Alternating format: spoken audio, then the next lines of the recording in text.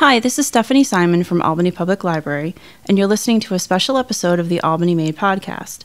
This time around, we're sharing with you a panel discussion about the 2020 U.S. Census, which took place at our Washington Avenue branch in May. Even though we're still almost a year away from the census, it looms large for libraries, government agencies, and community organizations. Libraries, just like APL, really are on the front lines of the census collection effort. The federal government is placing a huge emphasis on getting people to fill out the census questionnaires online. So that means people will visit our branches and use public computers to complete the online census form. In many urban and rural areas, public libraries are the only place people can access computers and the internet. Our staff will help people fill out those census questionnaires correctly, as libraries have long been a trusted source of information and guidance in our communities. Here in Albany, getting an accurate census count is especially important. If we get to the magic number of 100,000 residents, it opens the city up to more federal funding for education and infrastructure, in addition to grants and other opportunities. As part of a multidisciplinary and wide-ranging initiative to ensure a complete census count, the League of Women Voters of Albany County convened the panel discussion you're about to hear. Several groups discussed census facts, areas of concern, and how people can take action. You'll hear from Elaine Frazier from the One Person, One Vote Coalition, Kate Bone from the Council on Children and Families, David Gallen from the City of Albany, Lucas Rogers from Albany County, Linda Burke from the U.S. Census Bureau, and Scott Jarzombek from Albany Public Library. So settle in for this discussion about the 2020 U.S. Census, and thanks for listening. So the Census 2020, so what's the big deal? Okay, well, briefly, history. Thomas Jefferson directed our first census in 1790. And as required by our U.S. Constitution, we have to count the number of people in the United States every 10 years. So our census is the country's largest peacetime activity. The United States Census is so much more, though, than just our head count of people in the communities. It's a snapshot of America, and it impacts all of our lives in ways every day that we don't even realize. So why is it an urgent issue right now? I mean, it is almost less than a year out, but you know, here it is, 2019. Well, as you can imagine, that counting every person in the United States is a massive and complex undertaking. And even under the best of conditions, ensuring that we have a fair, inclusive, and accurate count requires a lot of planning, updating addresses, local addresses, advanced testing of questions and technologies, hiring, which is something Linda's going to be talking about, training and oversight of a really large temporary workforce to gather and process all the data. So the data that's collected by the Census Bureau does determine how many representatives that each state gets in Congress. Communities rely on census statistics.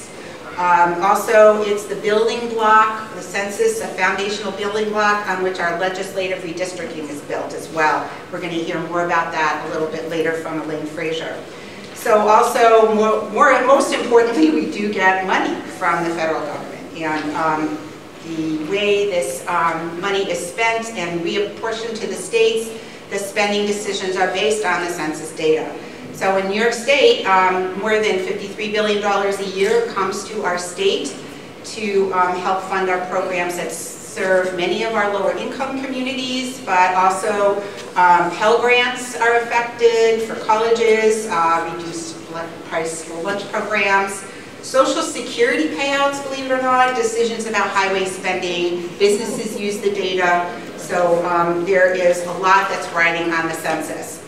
Some of the challenges, so we're going to hear about those this evening to accurately count everyone in the 2020 census and enable us to all meet the census goal of counting everyone just once in the right place, which is why we're all here tonight to hear about ways to do that. We're going to hear about our hard-to-count communities. We do know that in New York, about 36% of New York's current populations live in hard-to-count communities and in neighborhoods. And 18% of the people that live in New York State, believe it or not, they have no internet access. So that's a huge barrier for the census as well. There's potentially funding issues, and then in 2020 we have real concerns that people in the marginalized and immigrant communities are going to be undercounted.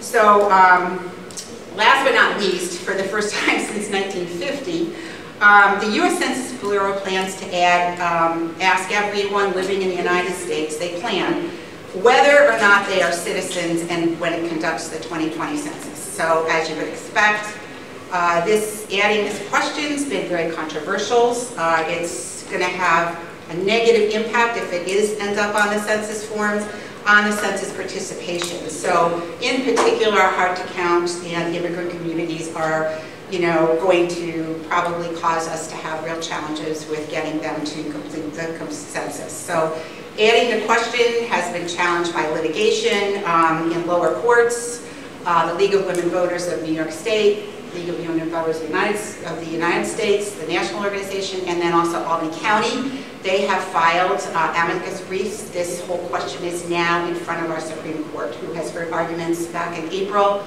They will make a decision on the citizenship question at the end of June of this year. So we have all, are waiting. What do we do now? We just wait for the Supreme Court decision. It's expected, as I said, in time for the forms to be printed for the 2020 census. So stay tuned for more updates on that. So enough for me. The folks we have tonight is a pretty amazing expert panel that we're going to hear from. First, we have Linda Burke. She is our Supervisory Partnership Specialist from the New York Region 2, the U.S. Census Bureau. She's going to present a timeline of the 2020 census, how it's going to be conducted, some other useful information on community involvement, and how the Census Bureau will support us in our communities. We have Elaine Frazier, who is way down at the end. She is a lifelong resident of our city of Albany, and she's been a teacher, a grant writer, a budget and policy analyst, and now in her retirement, she's a very busy, active volunteer. She focuses on voter empowerment, environmental justice initiatives, fair legislative redistricting, which she's going to be talking about this evening. She's going to explain how redistricting and an accurate count of the 2020 census are linked. Scott Jozambek, who's our Executive Director from Albany Public Library. Our New York State libraries are very involved in the 2020 census, and he is going to talk about the role of the libraries and how they are going to hopefully be safe places where folks can come to complete their census and for their census forms if needed. Kate Bond. Kate's a policy analyst with the New York State Council on Children and Families.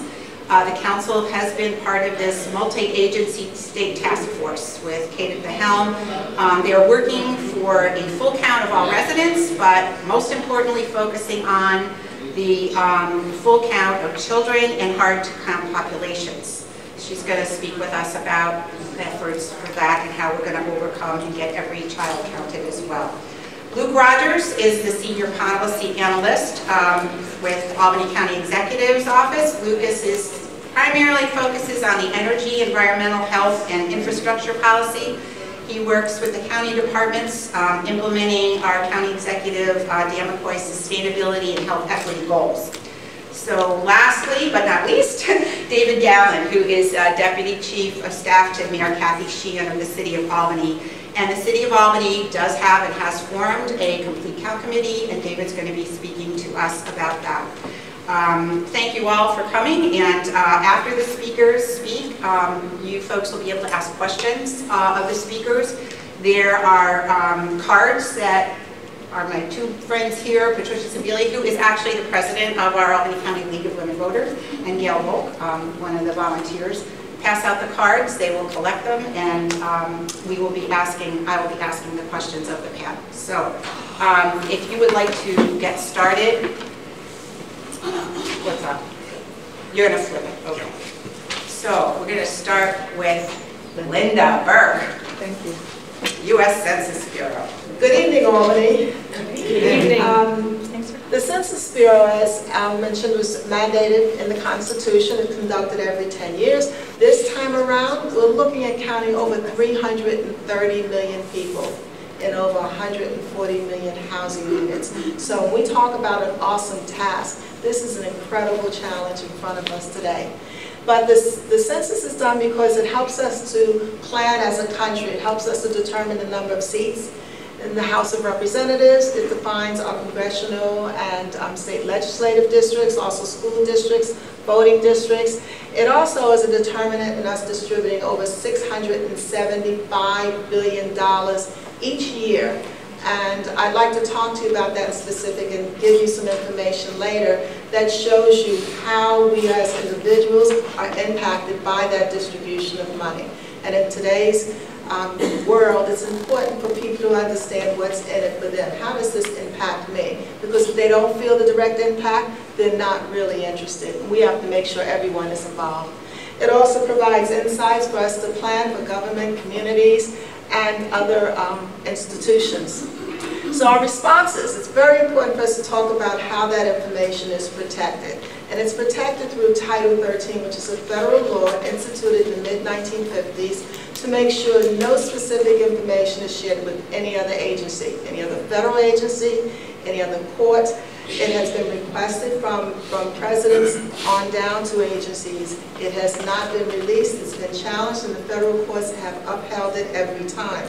It's important for people to feel confident that the information they give will not be shared. It is only distributed in an aggregate form of data. So what we give to the country is data, quality data, never anything that's personal. The other thing that's going to be new this year to affect us is the cybersecurity. So we've gone through numerous cyber evaluations, worked with the best people in the country. We have data that's encrypted behind several firewalls, and the information, once it goes in, never comes back out. It's basically 4 stages in the Census Bureau. So we start with identifying where are all the housing units. If we're going to count by housing unit, we want to make sure we count everyone. We have to make sure we have every housing unit identified. And that's important to work with local governments, with LUCA, with the post office, with many other agencies to help us identify what was a warehouse 10 years ago in 2010 that's now 200 condominium units. What was a housing development that a storm destroyed and took away and had to be demolished? We need to know where are the homes, and the best way that we can do it is working with local governments. So the first phase is establishing where to count, and that number has to be as accurate as possible if the count in total will be accurate. The second phase is where we motivate people. I tell people if I had to define what I do in 2 words, it would be educate and motivate.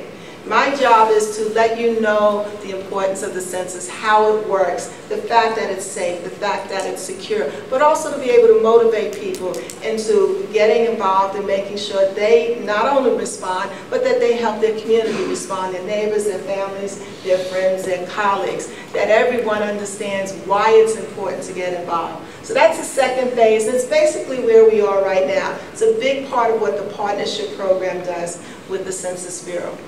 The third phase is where we count everyone. And for the first time this year, we have the ability to count everyone online. So I'm always proud to say the Census Bureau is catching up with technology. We have not been left in the dark. We are providing what we feel is the best way to reach most people, particularly when you think of millennials and people who do most of the things on their smartphones, their tablets, or their laptops. But it's not the only way you can respond. So you have 4 ways in which you can respond to this in the 2020 census. That's online, by telephone, by standard traditional paper format, and if you don't use any of those 3 methods, you get a knock at the door, and we will be there to ask you personally. So I recommend to everyone, keep that person out of the equation. Answer your questions on your own. You can do it on the phone, you can do it by mail, or you can do it online. And finally, the fourth phase of the census is where we submit the data that has been aggregated and put together and formatted to the President by December 31st of 2020, and then to the states and to the people by April 1st of 2021. So, talked about the various ways in which you can participate and answer your questionnaire, but what's really good is that we now have 12 non-English formats online and by telephone. So, if every form that goes out, like paper form, will be in English and Spanish. So those will be the 2 predominant languages. But the other 12 languages are available online and phone, and that includes anywhere from Creole and Portuguese, Japanese, Bangladeshi, 12 different languages. And for those languages that we do not have available online, and that means the format is the actual questionnaires in that language, we have 59 non-English language in which we have ways to assist you, to walk you through the process. And those are guides available in video and in print. And then we also have the American Sign Language, Braille, and large print for those who have hard time seeing. So looking ahead, we've pretty much gone through 2018. We've done the partnership program has kicked off, recruiting begins, and that's a very integral part of what we do. When I say to you it's an awesome task and we need to work with communities, the best way that we can do that is to hire people from the community, so that we want people of the community, from the community, working with us in the Census Bureau. So we're not just coming to you and say, help us, but we also do have hundreds of thousands of jobs. In the upstate region alone, it's over 40,000 jobs available.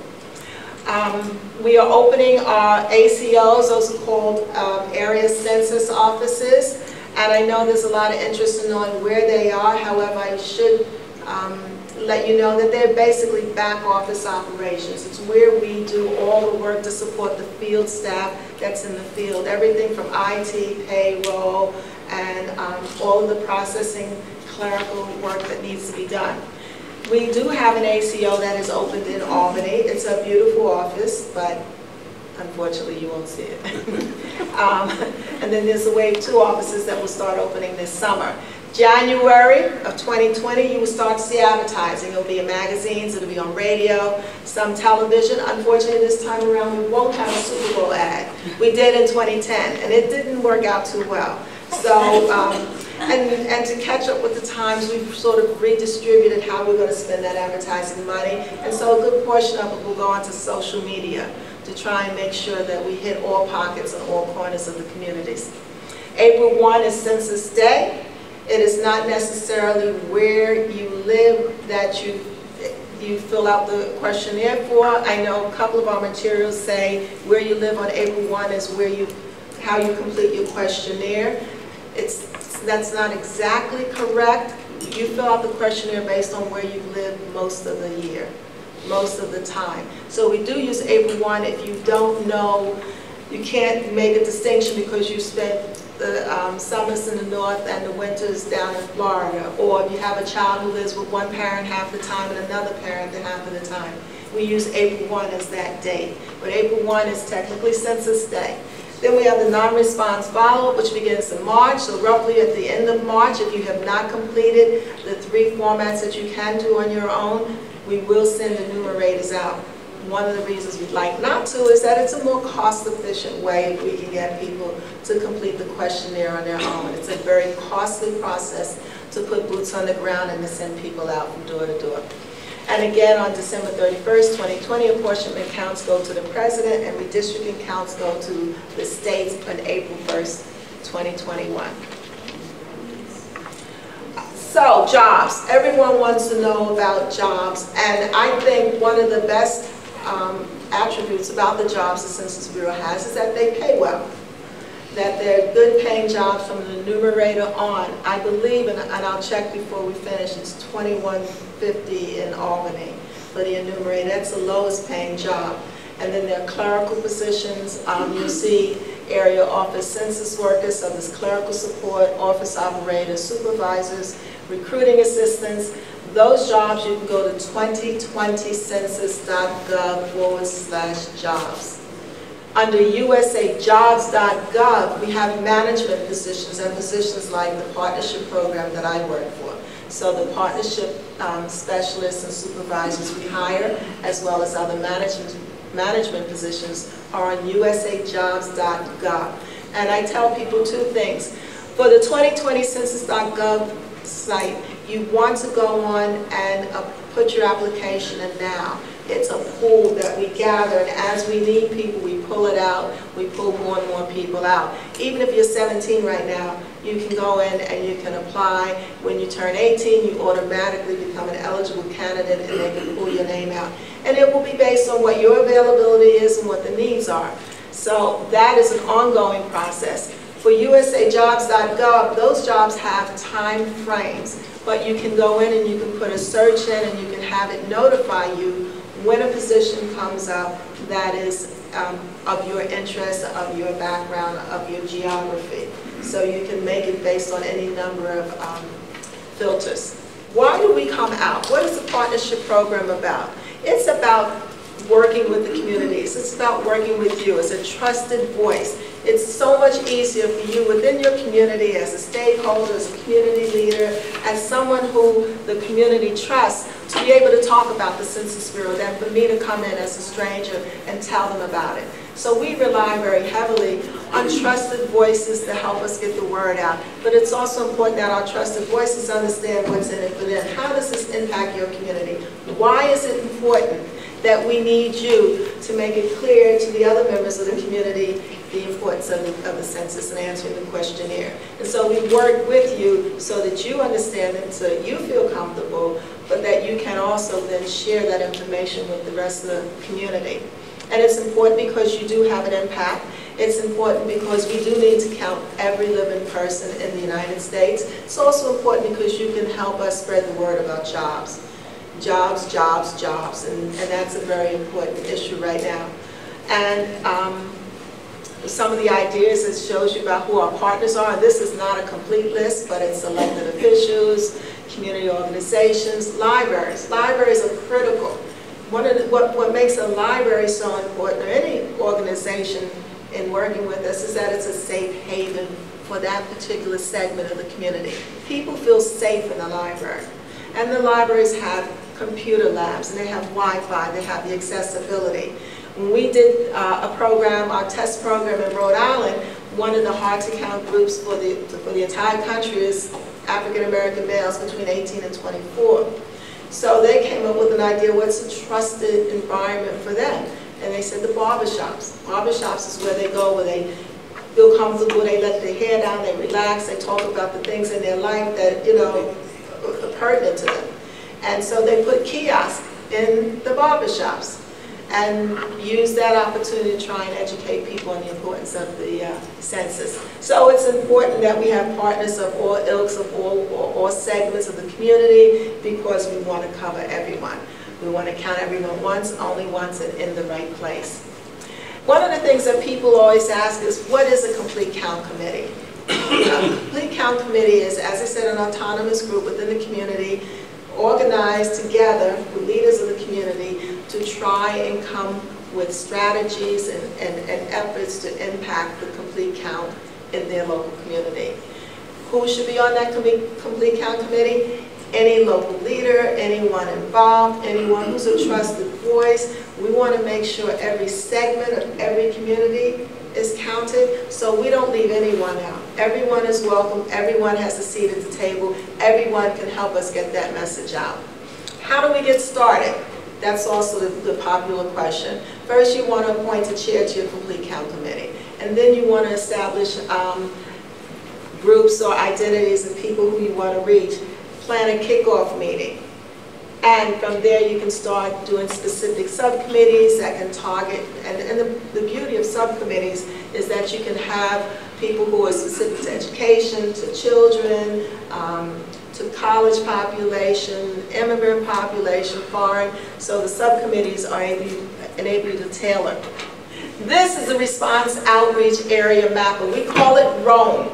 And this comes from the data that we've collected from the 2010 census, as well as ACS and other data that we have in our database. And what ROAM is a predictor. It basically tells us for the 2020 census, based on historical data, what can we predict to be the hard-to-count areas? A hard-to-count area is any area that has a non-response rate of 30% or higher. So this particular area of Albany that I've selected, you can see it has very low income. The median household income is $17,000. 46% of the population is below poverty.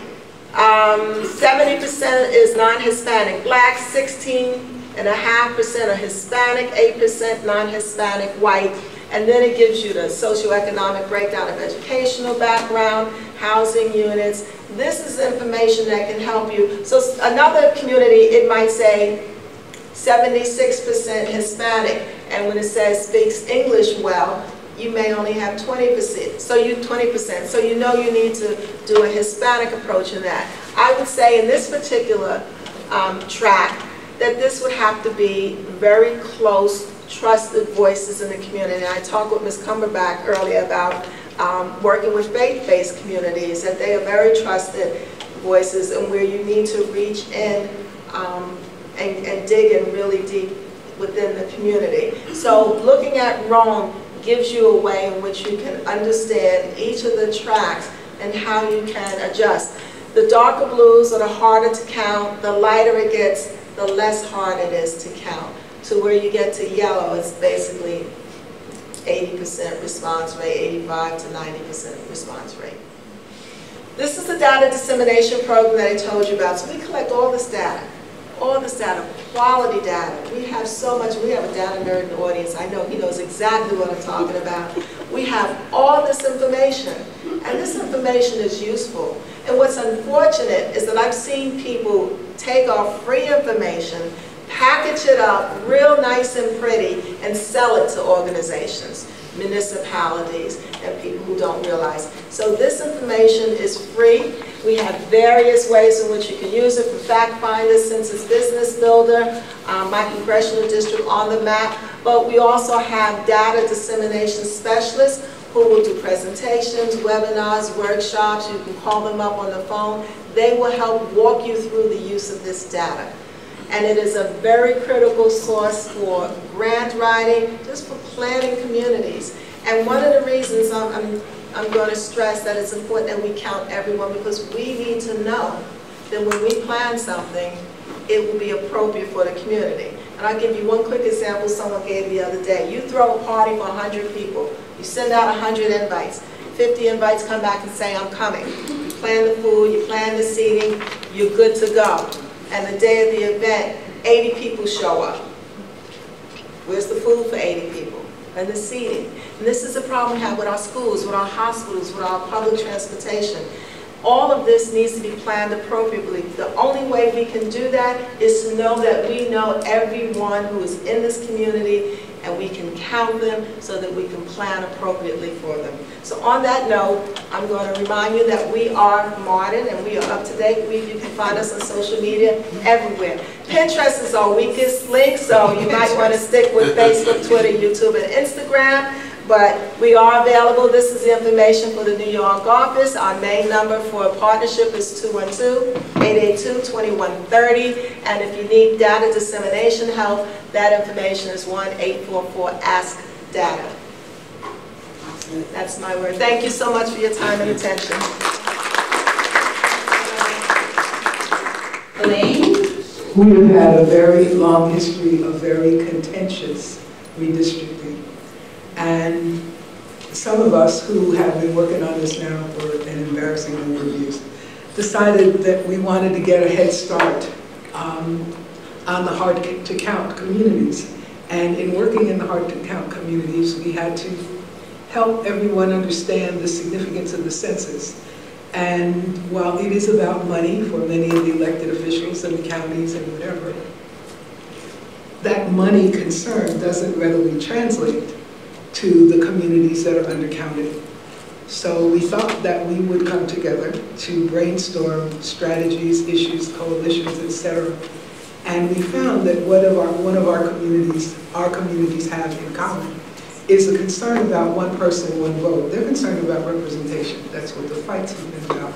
And I dare say that is what some of the bigger public fights will continue to be about. So I'm here as a representative of the One Person, One Vote Coalition. I have colleagues in the audience, I'm glad they came. Mr. Alfonso, who he and I were on the Albany City Redistricting Commission together back in the day. But also Reverend Dr. Cumberbatch joined us because she looks like your garden variety, nice minister lady. But she trains chaplains. And the jobs of the chaplains is to work within the hard-to-reach communities as faith builder and message bringer and hope bringer. And when she was willing to sign on to our One Person, One Vote coalition, we thought, yeah, we might actually be able to demonstrate the significance of the census and show people that this is really their business. This really, really is their business. It is difficult to talk to someone about the money without talking about the politics. So the One Person, One Vote coalition is here to remind everybody that all that money is really good, but that money is allocated through a political process. And if we can't encourage people to participate on the grounds of increasing their own representation, increasing their own voice, we will have missed the mark. And I think we can all agree, because we're here, that this is a mark we cannot afford to miss anymore. I asked the census data if there was a correlation between the unreported communities and the voter activity. And there is, and it's a frightening one. The very same populations that have been difficult to count are also the populations that are not turning out at the polls. They also happen to be the economically, socially serviced by neediest population. You're nodding your head, Mr. Rogers. In the county.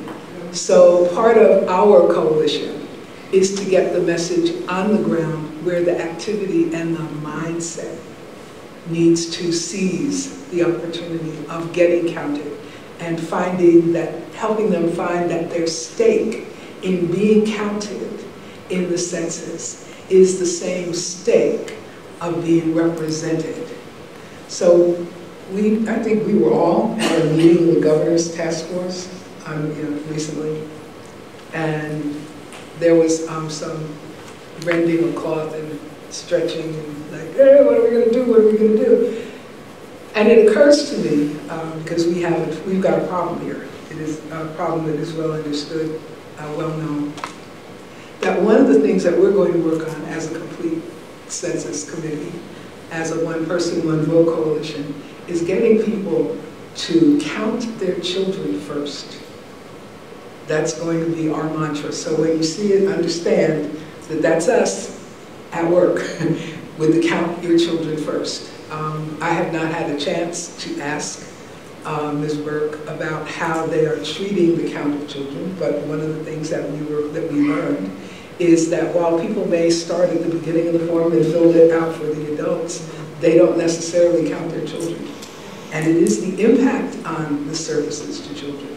It is the impact on the quality of life for the children in community, I would argue, is the single best and biggest motivator for not only the hard-to-reach communities, but it will be the reason that the immigrant communities take the chance. It'll be our reason for everyone to get out and assist. Assist your neighbors. We were informed that there are a number of people who would be here today, but they're kind of scared. And we can break this element of fear by remembering who we're doing it for. So when you hear, count your kids first, that's the coalition building mantra of the One Person, One Vote coalition. And we are anxious and willing to help, and we're looking forward to the work. Thank you. Absolutely right. We need to help. So, Scott, would you fill us in on the role the libraries are going to have in all of this? So, hello, my name is Scott Chazembek. I'm the Executive Director of the Albany Public Library. However, tonight, I feel as if I'm speaking for libraries not just in New York, but also across the country. Some of you have noted how vocal those in the library profession have become about the 2020 census. We are very proud that Lauren Moore, one of our own, is on the New York State Complete Count Commission. We are regular users of census data. Library leadership, from trustees to administrators, use it to drive decisions and identify emerging trends in our community. We acknowledge the importance of the census in our democracy. We also see the practical use of how it can make a positive impact in the community. We are a field based on information and research, not just in government and academia, but for the ordinary citizen. We understand the threat of fake news and the implications of bad data to support it. Libraries have become a patch for the social safety net. We often fill a void when agencies scale back services to the public. Libraries now are doing everything from tax assistance to hunting licenses. And the 2020 census will be no different.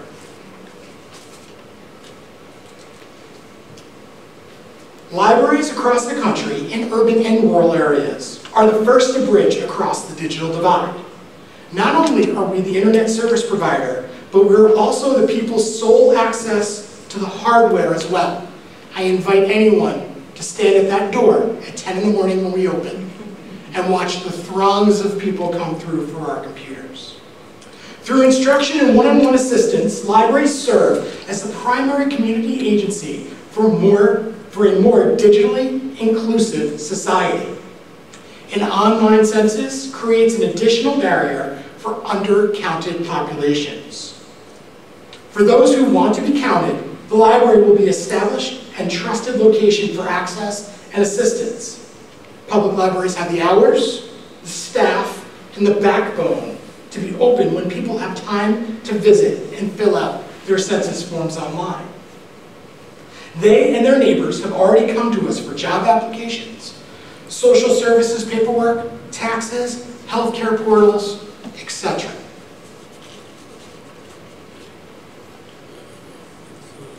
But we need to make sure everyone is counted. This includes our children, who have the most to lose and historically have been undercounted. Federal level education funding is based on census numbers. An accurate count, one that would bring the city to 100,000 residents, would have a positive impact on Albany's students and Albany's taxpayers. The library is a family destination. Parents and caregivers recognize this as a resource.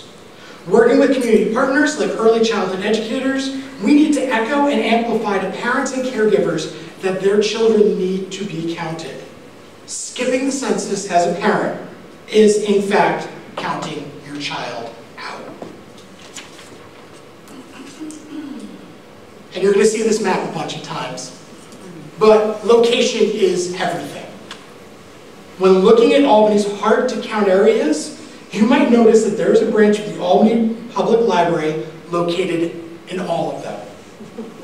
While pop-up census locations and community-centered community technology labs will be useful, it is the libraries that will see a dramatic increase in foot traffic, both for technology to access the form online, but for assistance and also assistance requesting the paper version.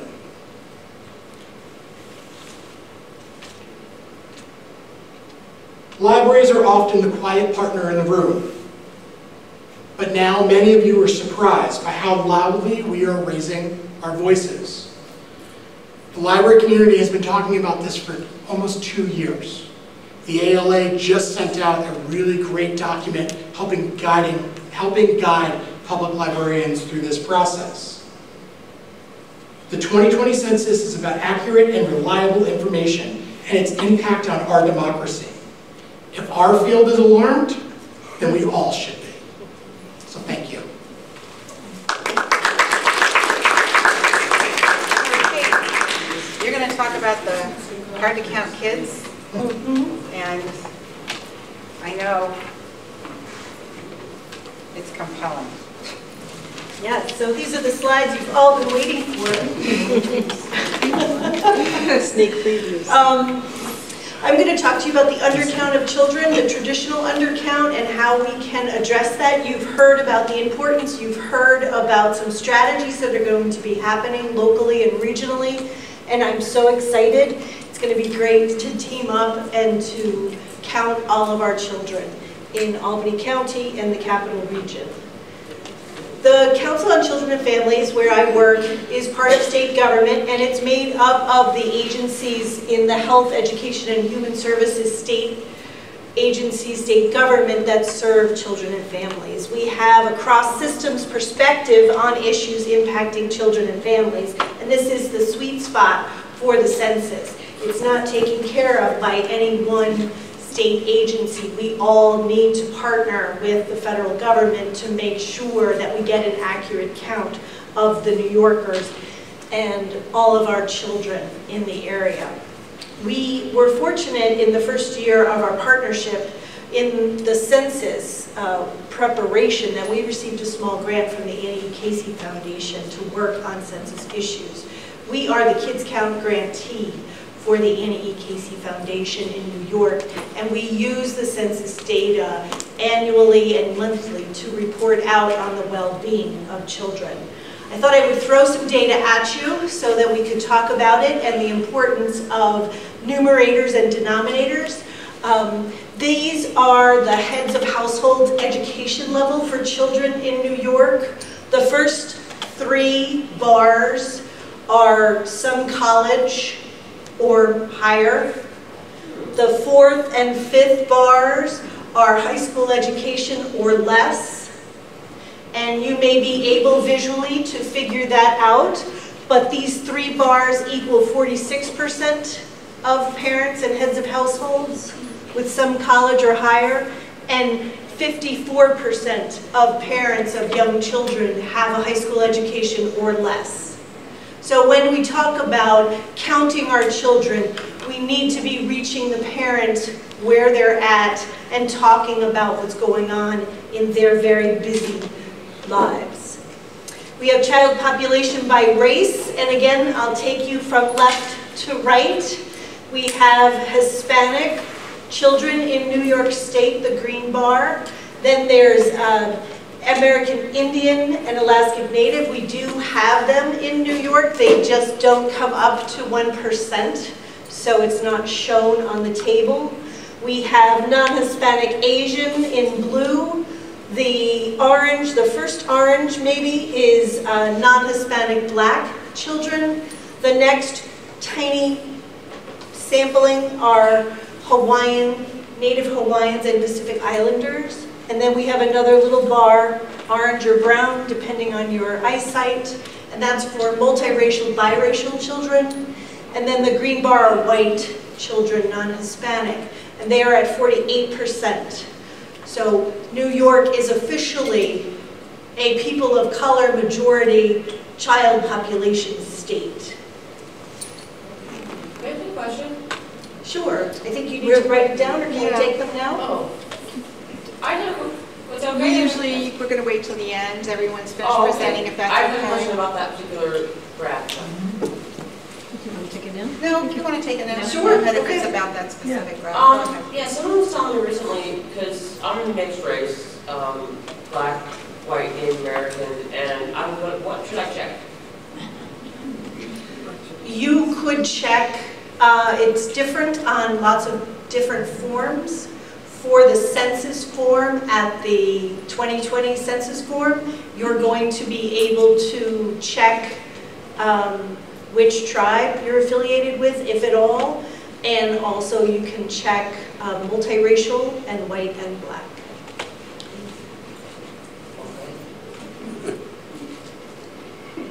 Multiracial. We have multiracial families. So then, And too, with children. multiracial, let's say they were white and Asian, they would check multiracial and white and Asian. Sure, Okay. sure, absolutely.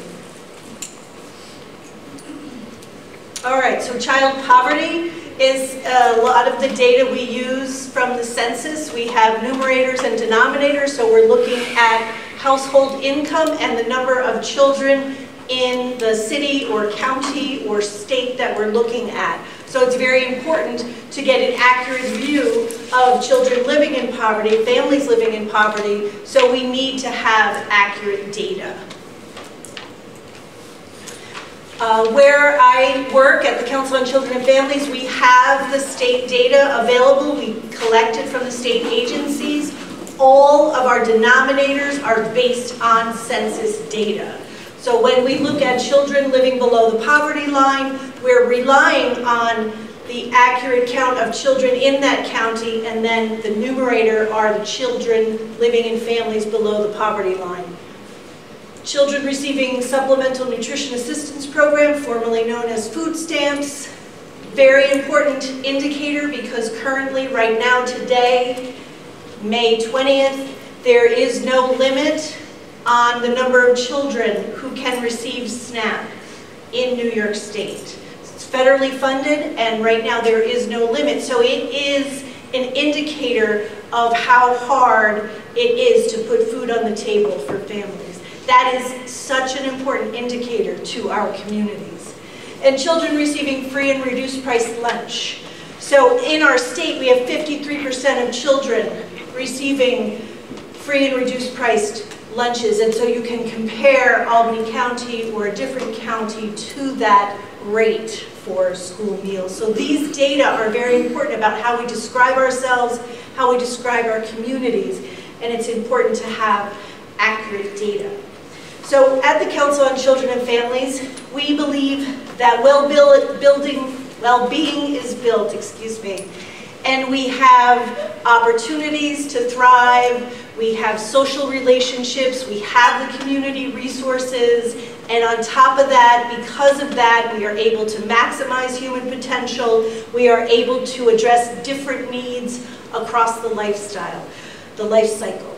So we're very integrated, and we believe that all of that well-being is important and it's built, and we need all of these resources that the census cares about and inputs their data into. So in New York, we want to be sure to count every child. The undercount has been historically significant within the census, and it's been since they've gone back into the data since 1980. There has been a historical undercount of children each year, and so it is compounded again each decennial census. So that's very important. And in New York, we have 2 trouble spots that made it onto the top 100 places for the undercount of children, and that is Buffalo and the Bronx. So it's not new, and it refers to a lower count of children than observed in other data sources. So one of the things that's very important is we check out statistics. We look at data from different angles. And one of the things that we do with the undercount of children is we can look at birth and death records for the state, for the county, for the city. And we can see whether it was true, how many people were born in Albany County and how many people were counted in the census, and then what's the differential. So that's the undercount of children, because we actually know who was born. So what are the reasons? Some of them were mentioned. Parents move around, people avoid forms or don't complete the whole form. Parents are taking joint custody of a child, grandparents, separated parents. Parents have to go back and live with grandparents, and the grandparents is filling out the form, but they're not going to be here long, so I'm not going to put them on the form. Foster parents, we get questions every year, every census about that. We're hopefully going to be sending a Dear Foster Parent letter that says, put that kid on your form. Living with friends and family, doubling up, sleeping on the sofa. Lots of people are scared, undocumented, having different economic situations, and they may not be all on the form because the landlord doesn't want 13 people living there. They say only 2 people can live there. As Linda said, this information doesn't go to the landlord, but people need to believe and trust that. So there's lots of different challenges and barriers. So my favorite saying right now, it's complicated. So what does this mean? Lots of people have run down the money that's connected to the census. So these programs all have formulas that inputs the number of children in Albany County, the number of children in New York State into these formulas, and at the other end spits the money, the number that we get from those programs. So this means that it goes beyond children. It's about economic development. It's about new jobs and businesses. When I talk about the census and the free data, how many people can remember where a McDonald's is in your community, right? Is there another fast food place by McDonald's? Taco Bell, Burger King, Wendy's, somebody else kind of nearby? Yep, probably about. McDonald's spends millions of dollars on demography and mapping, and then everybody else just follows them. So it determines billions of dollars. Does anybody remember the first slide you saw several times? How much money we get in New York? 10.1 billion. There you go, yes. $10 billion, $10.5 billion in New York dedicated to children. And we could miss out on some of that money if we don't have an accurate count. So we were kind of curious about this in the council. Why wouldn't people fill out the form? What's going on there? So we conducted some focus group with parents of young children. And we have our report at the back. I also have car magnets if you're interested, and some other handouts on the undercount of children. And I'm happy for you to take them all home for friends and family. So what we found were that people were just surprised and delighted and completely unaware to learn about the children, and the census was very important to the program Head Start, or to school meals, or to Pell Grants. They were just very surprised. They had no idea. They were also very much unaware of how it was linked to redistricting and the politics and the representation. And they didn't know, but they understood that more money would help their community. And they weren't sure about exactly whether they would fill out the form. But they said nothing personal, but you know, we're just a little skeptical of government, and we've just had some run-ins with different programs and people, so we're just not sure about government right now. So there's definitely a lot of work that we all need to do in our communities, and to reach out to some of our other communities in the Albany area, in the state, to get people to believe that the census is safe, easy, and confidential. And I think that's on all of us. So we have fact sheets for each county about some statistics about child well-being, and also some data about the money on the right-hand side of this fact sheet. And then over here, there's a timeline about what people can do to get involved, and how they can be present in their community and help with the undercount of children. So many of us remember before social media, but as Linda said, we are all modern now, so we're on social media. I put in some of my favorite census Twitter accounts. You may want to follow along. You could also go on social media, or even Google and look for some of these hashtags if you don't have a social media account. And these are, my colleague Mary Tomasi and I talk about the census and the undercount of children a lot. We are happy to talk to you. Here's our email, our phone number, and our website. Thank you very much. Okay, to Luke Rogers. Anybody has a question, we have cards if you want to fill one out. Ask questions before we wrap up tonight too. It's a great opportunity to find out from the experts. Thank you. So the first thing I wanted to do is just to frame the issue from the county's perspective is to look at, and everyone here has done a great job of sort of starting by framing with data, and that is Albany County.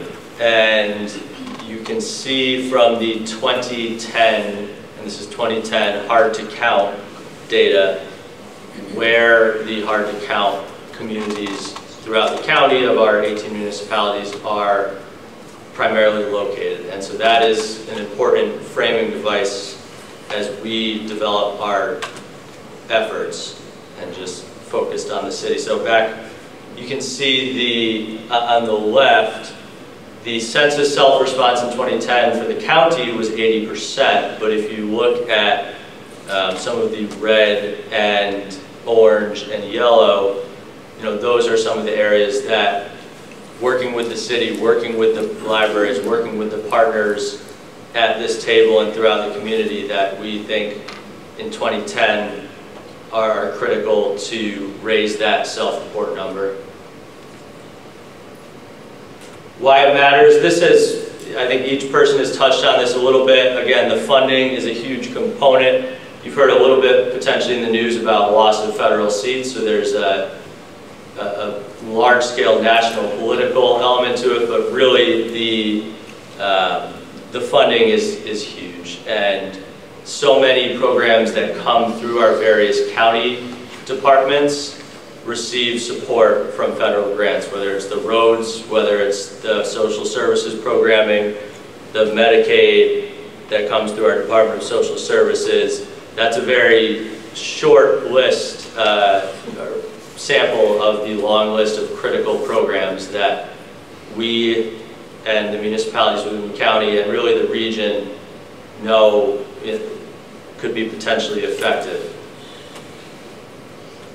Very quickly, and a few of these have been covered already as well, the LUCA is sort of the step zero almost. It's the making sure, it's the very first effort that municipalities participate in. We've had great support from our Regional Planning Commission as well to make sure that the data that the census staff are using when they go out is the right data. If you, I don't know exactly if we're more Albany based here or Albany County, but there's been a lot of change in a lot of our municipalities in the last 10 years in terms of development, in terms of housing. You can see some of them going up around you.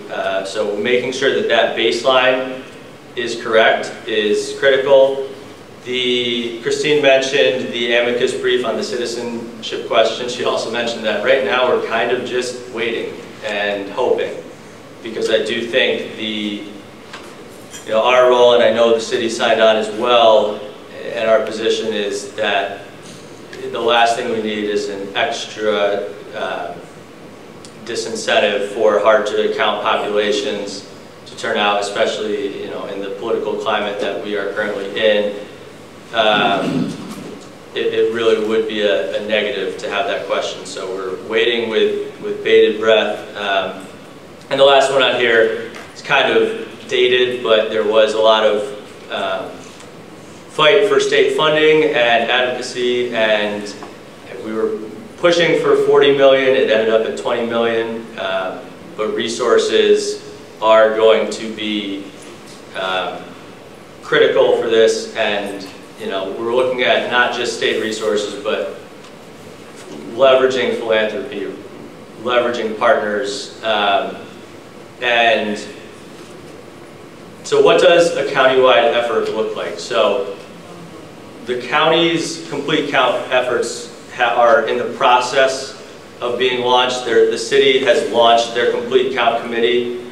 We are getting very close at the county level, but some of the framing, so Albany County is somewhat unique. We have communities ranging from urban to suburban to quite rural as you get out to the hill towns, Rensselaerville, etc. So the message has to be tailored to each community. I think if if we go back to slide 1 and look at the data, the hard-to-count populations are primarily in the city of Albany, so we're going to be collaborating very closely with David and with the city as we launch our effort. We want to spend your tax dollars wisely. We're not trying to duplicate. We are trying to collaborate, and each of our municipalities has strengths, but to work very closely to ensure that we leverage every resource that we have, and that I will be communicating very regularly with the city and with most likely David specifically to make sure that as we're talking about messaging, as we're talking about specific strategies, what we're doing at the county level is aligned with what's going on at the city level and what all of our partners here are working on Now that being said, there are unique challenges in our rural communities where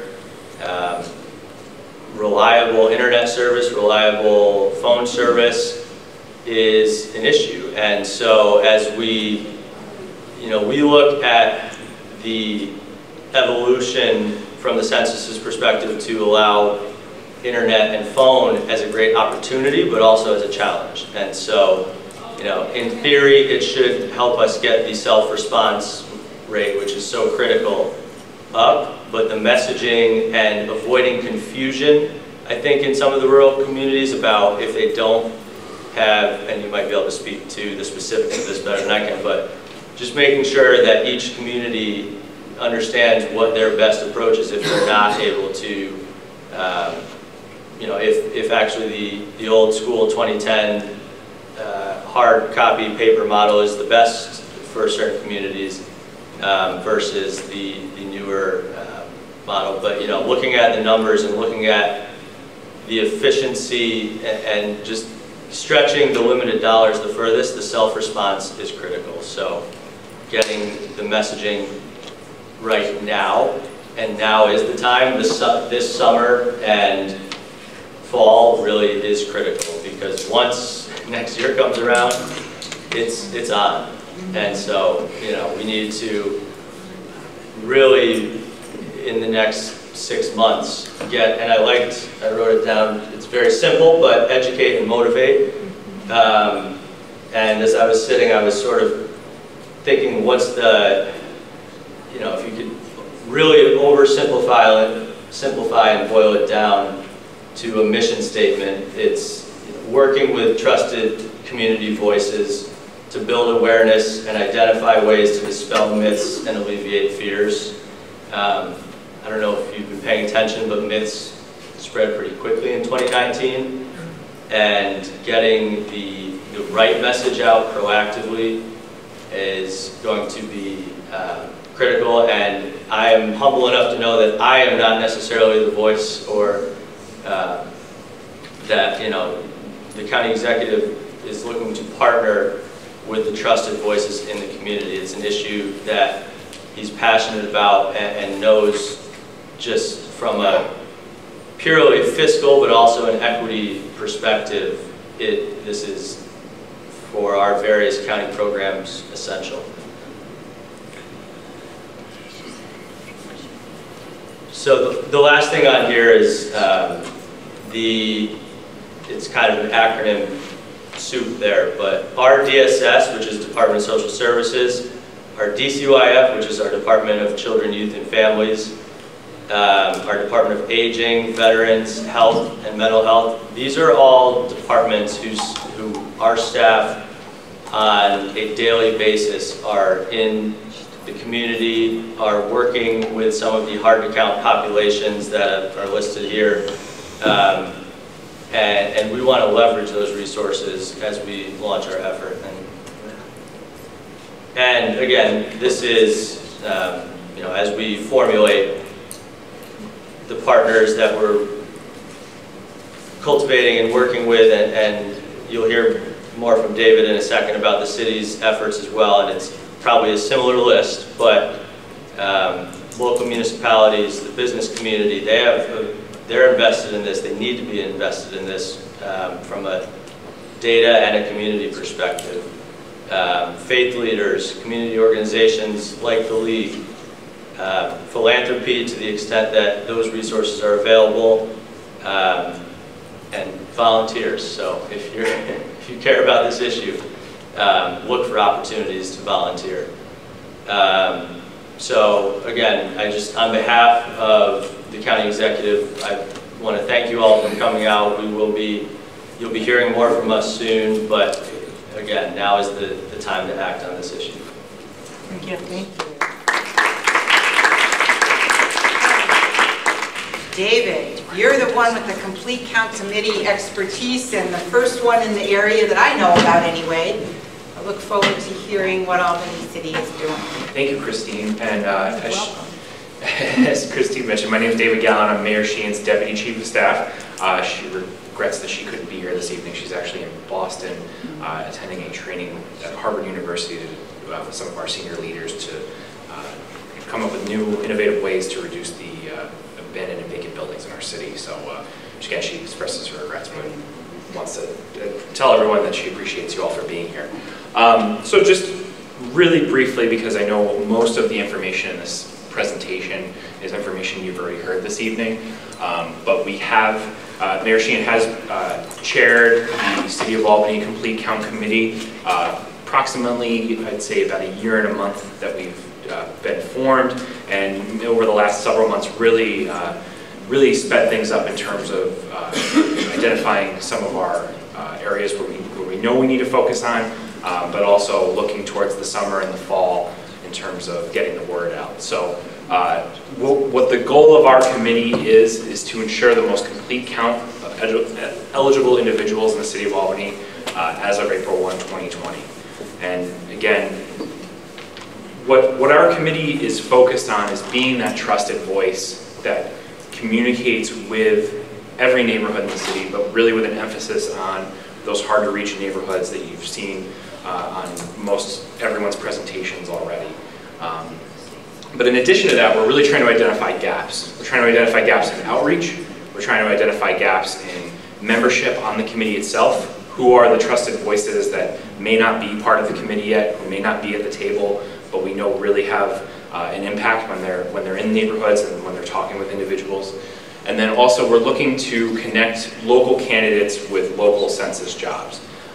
Something that we've heard really from the get-go is there's a true concern, especially here in the City of Albany, that we ensure that we have individuals who are working for the Census Bureau locally, who know the city, who know the community, who know our neighborhoods, and can really address those concerns. So our committee has really taken charge and tried to get the word out about jobs that are available in the city. If you know of anyone who's applied for a job in the city, I urge you to let us know, because we are following up with Linda and the Census Bureau just to make sure that applicants get an answer one way or another, and hopefully advocate for our local candidates for those positions. Again, you've heard why the census is important, and you probably think we're beating a dead horse at this point, but we just really want to urge that billions and billions of dollars are dictated on the results of the census. And it's anything from roadway repairs, community development block grants, school breakfast and lunch programs, affordable housing, Pell grants, workforce investment programs. The list really goes on. But here in the city, in addition to congressional representation, the census results, as you heard from Elaine, dictate county legislature, districts, city wards, school districts in some cases, other municipal boundaries. And Scott alluded to it earlier, depending on who you ask and what estimate you look at, we have approximately 98,251 individuals who currently live in the City of Albany. And that number is important.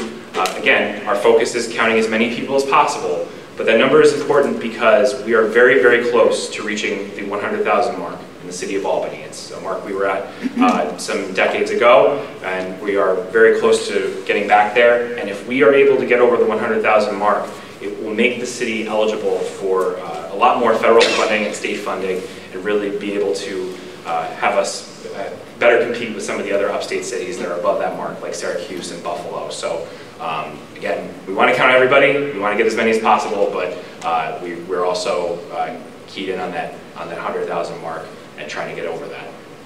And just so, I don't think anyone's mentioned it yet, but one estimate, I think it was a University of Washington report, says that every missed person costs their state approximately $20,000 over the 10-year census period. So again, just really, really urging everyone, especially you in the room who have taken an interest in the census, to remind your neighbors, your friends, your family, how important this process is.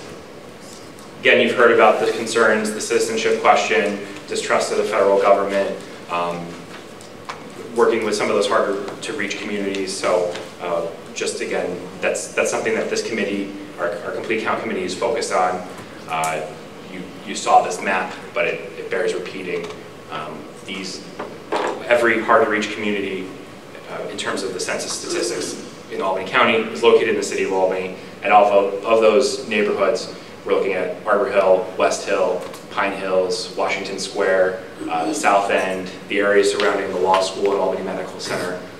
It's really staggering numbers, and it's a large area to be focused on, but these are the neighborhoods that we're really going to hone in on as we continue over the next 16 months or so.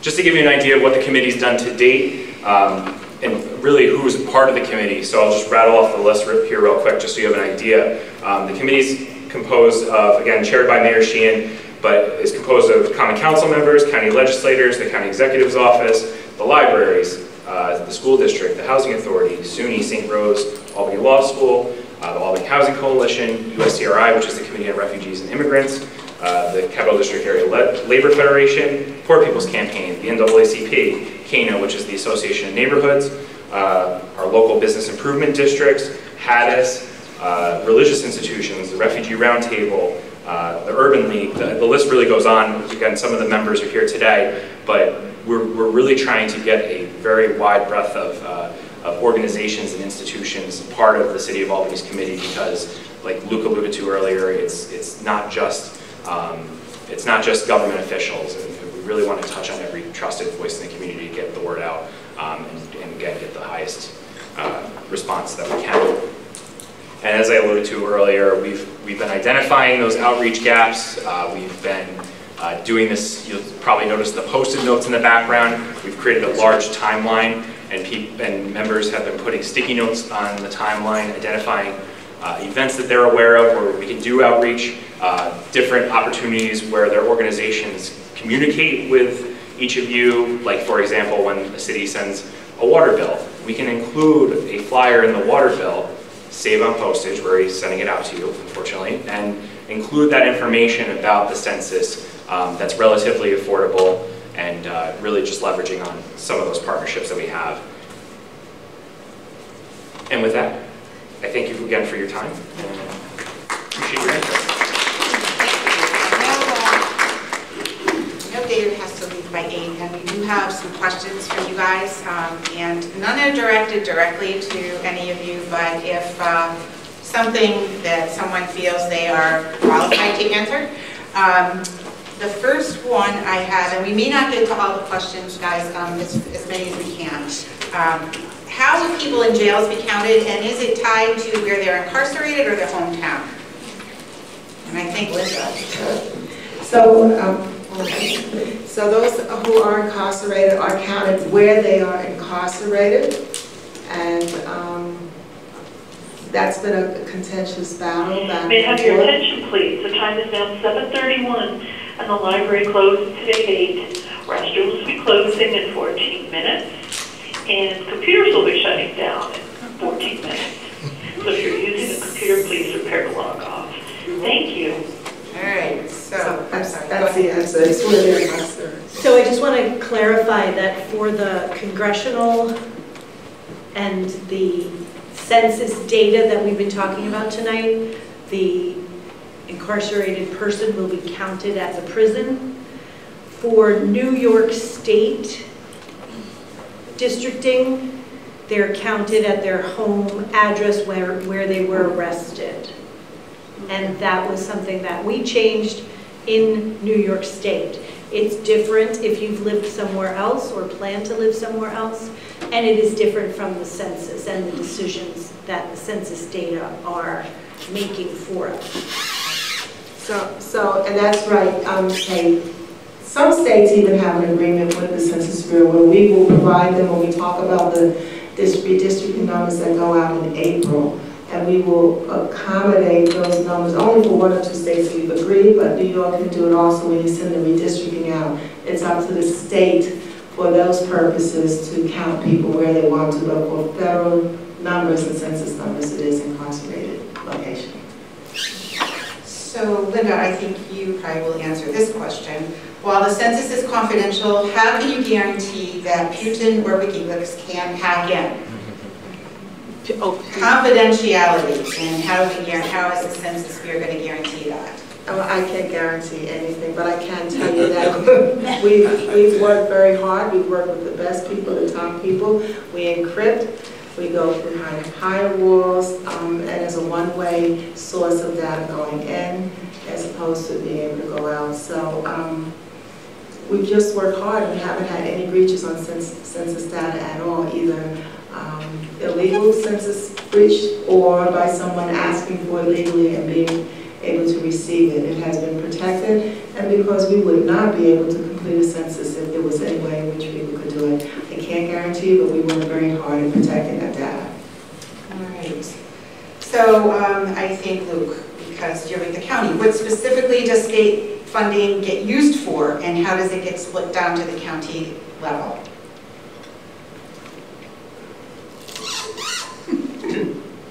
Can you hear me? So the way it was included in the budget, my understanding is it'll actually be for community groups, including potentially groups like the library, as opposed to coming down directly to municipalities. So we're looking to see exactly how that sort of, if there will be an application project or how it will be distributed. I don't have a definitive answer. I don't know if anyone knows better than I do, but you know, it's $20 million. I think it's safe to say that a good portion of that will likely head downstate, just because of the need. But hopefully, you know, we're optimistic that some piece of that will come to the capital region to one of the community groups that is, whether it's a library or another nonprofit working in the education and promotion space, but I can try and get more specifics. Great, thank you. I know the funding is going to be ongoing. So, just something to say? Yeah, I just wanted to point out that libraries are in the language, but we've yet to be told anything directly. Yeah. So we're in the language. We're all waiting. We're waiting to hear what that exactly is. Yeah. Okay. So. Can I add one other thing? Yes. Just the Mayor Sheehan actually added money in our budget this year for the census specifically, with the assumption that money would be very, it would be hard to come by. So it's that much more important as to why we're saying getting those trusted voices in the community is going to be the most cost-effective way to get the word out, and you know, we're going to allocate as much as we can, but with print materials and things like that, it adds up quickly. So so maybe this question would probably be for you then, David. So in terms of this funding, what's the city going to do to market the efforts to count the 100,000 people? Is that money going to be put toward that effort? Yeah, okay, so that was a great segue. So one of the things that our last committee meeting that we really started diving into was creating a marketing subcommittee, and that subcommittee is beginning to be tasked with coming up with different ideas for marketing. So whether it's a one-pager, a palm card, a window sign, a website, we're going to move forward with a tagline. It's called Albany Counts. So coming up with a website, social media, things like that, using some of the money for paid social media ads, creating some short videos that can be shared easily in the community. We agree with the panelists here that social media is probably going to be one of the bigger marketing tools, and probably one of the things that we spend the most money on. But again, we want to make sure that we're translating materials. At least 1 in 10, I should say more than 1 in 10 individuals in the city of Albany live here, were born in a country outside the United States, and we know that almost 50, if not more, 50 languages are spoken in the city school district. So translating materials is going to be one of the most important things we do, and as most of you know, translating does become expensive, especially when you go into multiple languages. So that's going to be where a large portion of the money is spent. Thank you. You're welcome. So this question, I wonder this myself because it's being talked about. What happens if I refuse to answer the citizenship question if it's on the form? Am I subject to a penalty? And will the rest of the census form be used? Can you answer this, Linda? No, I can. Yeah, you can. I can answer it. So you will not be penalized. We ask and we will encourage everyone to complete every question on the questionnaire. If there is a question that's not answered, there's a possibility someone could come to you to it, not necessarily a probability, but that unanswered question could, you know, have an offer what we call a response follow-up question. But your questionnaire will be counted without the one question. But again, we encourage you to fill out every question. And can I tell a real quick story on what really makes this important? It was the Bangladeshi community in New York, in Queens, New York, where my co-worker worked very hard on those numbers. And as a Muslim woman, it was very difficult for her because she had a lot of limitations. But she made a difference. At the end of the day, the Bangladeshi community put the questionnaire in the newspaper so that people could see what it was. There was no fear, no unknown entity. And they showed them how to fill it out. Well, lo and behold, when those numbers came out, that community was able to make two important changes for them. They got Bangladeshi added onto the election instructions in the city of New York because they showed they existed.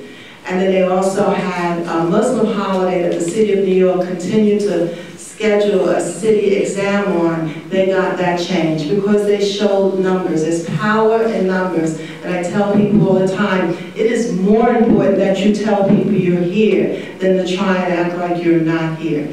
And so I share that story to say, make sure everyone answers every question. It is important.